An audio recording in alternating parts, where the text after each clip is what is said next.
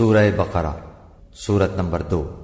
اور تم سے حیض کے بارے میں دریافت کرتے ہیں، کہہ دو وہ تو نجاست ہے، سو ایام حیض میں عورتوں سے کنارہ کش رہو، اور جب تک وہ پاک نہ ہو جائیں ان سے مقاربت نہ کرو۔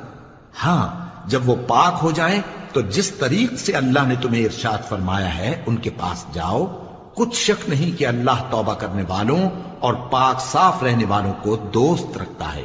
تمہاری عورتیں تمہاری کھیتی ہیں، تو اپنی کھیتی میں جس طرح چاہو جاؤ، اور اپنے لیے نیک عمل آگے بھیجو، اور اللہ سے ڈرتے رہو، اور جان رکھو کہ ایک دن تمہیں اس کے روبرو حاضر ہونا ہے۔